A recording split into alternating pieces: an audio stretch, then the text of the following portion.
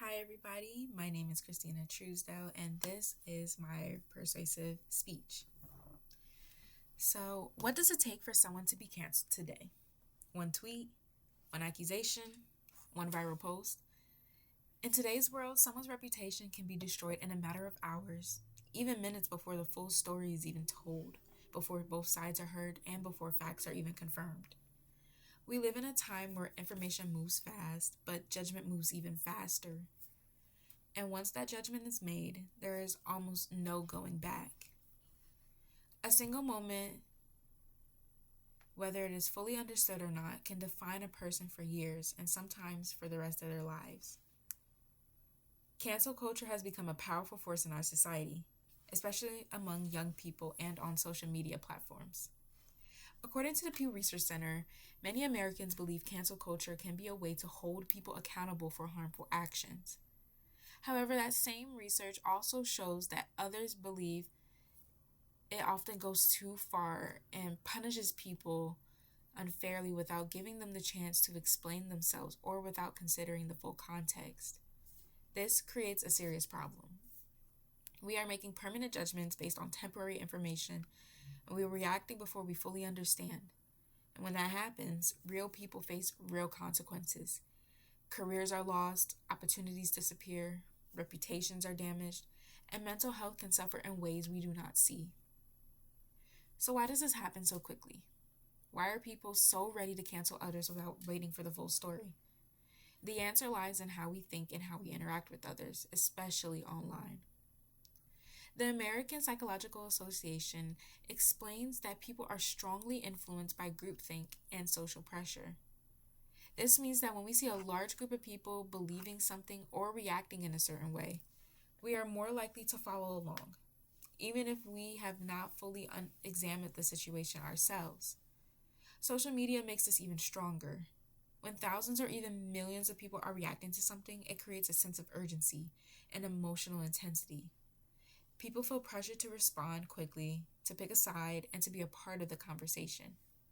But in that rush, critical thinking often gets left behind. In addition to that, the Harvard Business Review reports that public backlash can spread extremely quickly and cause long-term damage to a person's reputation, even before all the facts are known. This is important because it shows that cancel culture is not always about justice or accountability. Sometimes it is about speed, it is about motion, and it is about perception. And once a negative perception is created, it can be very difficult, sometimes impossible, to change it. Even if new information comes out later, in other words, people can be judged, labeled, and remembered for something that may not even fully represent the truth. Now imagine this. You wake up one morning, your name is trending online. At first you might think something good has happened, but when you realize that's not the case, people are talking about you, criticizing you, and making assumptions about who you are. Thousands of strangers are forming opinions about your character. Millions of people are seeing your name connected to something negative, and you have not even had the chance to explain your side of the story. You have not been heard, you have not been understood, yet people have already decided who you are. Now imagine that moment does not disappear.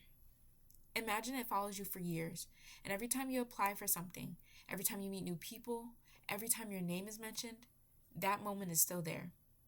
That's the reality many people face when they are quickly canceled. So what should we do instead? If cancel culture can be harmful when it is rushed and uninformed, how can we respond in a better way? First, we need to slow down. Before reacting to something we see online, we should pause and ask ourselves if we have enough information to form a fair opinion. We should look for credible sources, not just the viral posts or trending opinions. We should consider multiple perspectives and understand that there are often details we do not immediately see. We should also learn to separate facts from opinions because not everything we read online is true, even if it's popular. Accountability is still important. People should be held for their actions, but it should be thoughtful, fair, and based on evidence, not just emotion or pressure. At the end of the day, cancel culture may feel like justice in the moment, But it can feel like we are standing up for something that is right or supporting a cause, but when we are rushed to judgment without understanding the full story, it stops being justice and starts becoming harm. It becomes unfair. It becomes damaging. And it can affect people in ways that go far beyond what we see on our screens. So next time you see someone being canceled, I challenge you to do something different. Pause, think, ask questions, look deeper, because the power to judge is also the responsibility to be fair. And that is a responsibility that we should all take seriously. Thank you.